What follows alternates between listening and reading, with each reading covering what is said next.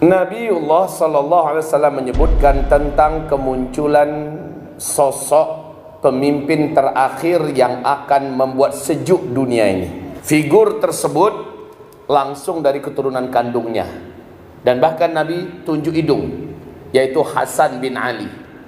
Kata Rasulullah sallallahu alaihi wasallam, dari keturunan cucuku ini nanti di akhir zaman akan muncul seorang pemimpin penutup. Akhlaknya nanti benar-benar mirip dengan akhlakku, tetapi bentuknya tidak mirip dengan aku, kata Rasulullah sallallahu alaihi wasallam. Sosok tersebut diberi nama dengan Al-Mahdi. Namanya benar-benar mirip dengan namaku, kata Rasulullah, dan nama ayahnya juga mirip dengan nama ayahku. Dia muncul ketika seluruh dunia dalam kondisi berdarah-darah, Bapak Ibu. Maknanya apa? Dunia dalam kondisi perang di mana-mana. Di tengah-tengah kondisi itu Imam Mahdi Allah munculkan.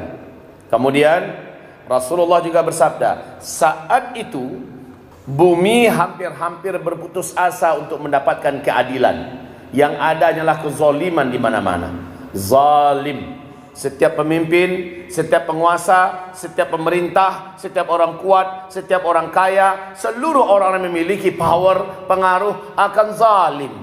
Sulit menemukan keadilan pada masa itu. Kemudian Rasulullah juga mengatakan, pada masa dia muncul, pajak di mana-mana menggila, menindas rakyat-rakyatnya. Pada masa itu, kata Rasulullah sallallahu alaihi wasallam, manusia dalam keadaan tegang. Makanan utama sulit didapatkan, kelaparan melanda di mana-mana, ekonomi sedang ada di bawah sekali. Orang benar-benar putus asa melanjutkan hidup. Di tengah itulah Imam Mahdi dimunculkan oleh Allah dan menjadi sitawasi dingin, kata orang Padang ya. Sitawasi dingin. Apa maksudnya sitawasi dingin? Menjadi penyejuk, menjadi pencerah, ya, menjadi juru selamat di akhir zaman. Al-Mahdi. Jadi ingat baik-baik, saat Al-Mahdi itu muncul, dunia sedang ada di puncak krisisnya. Krisis kritis, ya, di puncak tragedi kemanusiaan, pertumpahan darah, peperangan dunia. Nah, Bapak Ibu, hamba-hamba Allah yang kami muliakan, satu-satunya harapan terakhir kita yang bisa kita bangga-banggakan selama ini, negara yang masih menjalankan hukum dan syariat Islam adalah yang melayani Ka'bah dan Masjid Nabawi, yaitu Arab Saudi. Tapi sejak 2017 sama-sama sudah melihat dan menyaksikan, tak rela, tak menerima kita, Pak, bagaimana Muhammad bin Salman setelah dia berhasil mengkudeta putra mahkota asli yaitu Pangeran Nayef. Sejak itu Muhammad bin Salman membalikkan Arab Saudi 180 derajat, terbalik habis. Di tangannya dia rontokkan satu demi satu syariat Islam. Di tangannya dia batalkan hukum-hukum Islam. Di tangannya dia legalkan liberalisasi. Di tangannya dibenarkannya sekulerisme. Di tangannya semua pintu-pintu maksiat dibuka selebar-lebarnya. Di tangannya sekarang Arab Saudi sudah bukan lagi Arab.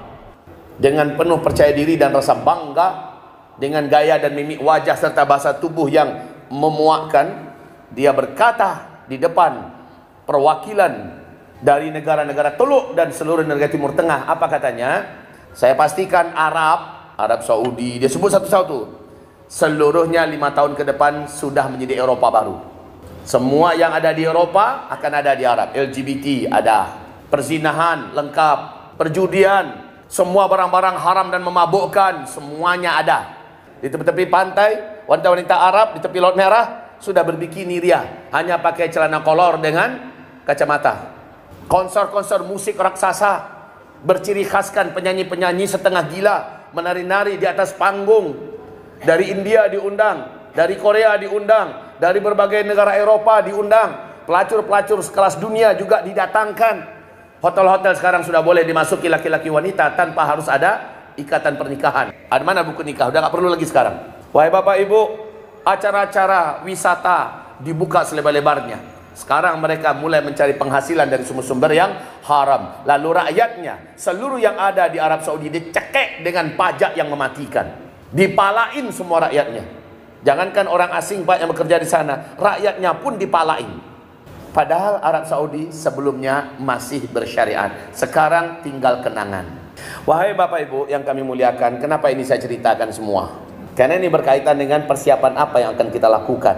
Kalau Arab Saudi sebagai benteng terakhir diterapkannya Islam dan syariat Islam, dan sekarang benteng itu sudah runtuh, apa yang terjadi? Saya akan membacakan sebuah hadis yang membuat Bapak Ibu semua merinding. Dan hadis ini mengerikan. Tapi sebelum hadis itu saya bacakan pada Bapak Ibu.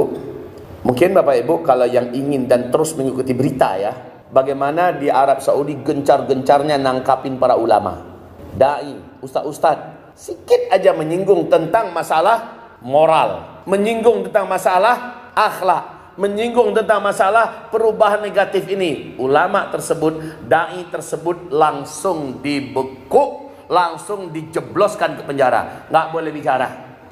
Jangankan ulama yang bicara, ibu kandungnya saja mengkritisi anaknya, ibu kandungnya sampai sekarang hilang, nggak tahu di mana limbahnya. Ibu kandung yang melahirkannya. Bapak Ibu yang kami muliakan, saya lanjutkan pada pembicaraan kita. Rasulullah SAW bersabda, "Fi hadhil ummah khasfun wa maskhun wa qadhfun." Qalu, "Wa mata dzaka ya Rasulullah?" Qala, 1. Idza zaharatil qainat. 2. Wal ma'azif. 3. Wa syuribatil khumur. Artinya, di akhir zaman pada umatku ini nanti, Nabi menunjuk ke tanah yang ditempatinya, yaitu Madinah Al-Munawwarah, berarti Arab Saudi hari ini. Pada umatku ini nanti di akhir zaman akan banyak Allah datangkan bencana, di mana gempa, petaka, negeri-negeri dan kota-kota Allah tenggelamkan, dan juga wajah-wajah dirubah oleh Allah, serta dari langit diturunkan hujan batu atau meteor. Para sahabat bertanya, "Wa mata dzaka ya Rasulullah?" Kapankah itu akan terjadi wahai Rasulullah? Jawaban Nabi adalah idza zaharatil qainat. Kalau penguasa Mekah Madinah, Arab Saudi hari ini sudah memunculkan, mendatangkan, mengundang penyanyi-penyanyi wanita hari ini. Betul tidak? Yang kedua, wal ma'azif, apabila musik dan alat-alat musik, konser-konser raksasa dengan lirik-lirik setan itu sudah digelar di mana-mana. Tidak ada acara apapun di Arab Saudi hari ini kecuali pasti ada konser musiknya. Dan penyanyinya dari luar negeri, dari India yang kita tahu pakaiannya setengah telanjang atau mungkin hampir seluruhnya telanjang. Itu yang meliuk-liuk, yang ditonton oleh anak-anak mudanya. K-pop juga diundang, penyanyi rock, penyanyi setan, lama-lama dajjal bermunculan. Wasyuribatil khumur. Dan pada saat itu bersamaan orang-orang akan biasa betul tos-tosan minum minuman keras. Dan sekarang Pak, nggak malu-malu, minum minuman keras sama kayak kita minum air mineral. Udah hari-hari, balik ke zaman jahiliyah dulu. Nah, kalau itu sudah kalian buat yang tiga-tiga ini, maka hujan meteor akan menghantam kalian. Bumi akan banyak mengalami bencana. Sekarang saya padukan dengan kondisi ya. Kondisi hari ini setelah berjalan 5 tahun dari 2017, 2018, 1 tahun. 2019, 2020, 2021 dan sekarang 2022. Pada tanggal 24 bulan April 2021, setahun yang lalu, apa kata Muhammad bin Salman? Dia berkata, "Saya menolak seluruh hadis-hadis sahih dari Nabi Muhammad sallallahu alaihi wasallam. Seluruh hadis sahih ditolak. Yang saya akui cuma Al-Qur'an dengan hadis mutawatir, yang lain saya tolak." Maka dia terang-terangan telah menunjukkan kemurtadannya, wahai kaum muslimin yang kami muliakan. Maka apalagi yang mau ditunggu? Tinggal saja kejutan dari penguasa langit dan bumi. Surprise yang dikatakan Nabi akan terjadi pada masa itu, yaitu masa kita sekarang.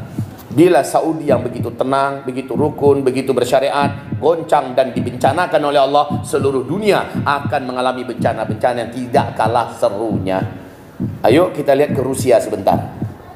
Bagaimana perkembangan Rusia sekarang Pak dengan Ukraina? Rencana Rusia hanya 4 hari saja, tapi meleset. 1 bulan dah jalan sekarang. 1 bulan Bapak Ibu, bahkan lewat 1 bulan. Berhasil nggak Rusia? Belum. Bahkan ini menyeret kepada negara-negara besar lainnya.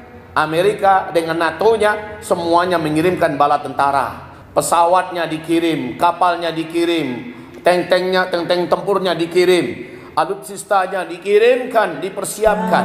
Sampai kepada Rusia kemarin berkata, kami bersiap menuju perang dunia ketiga.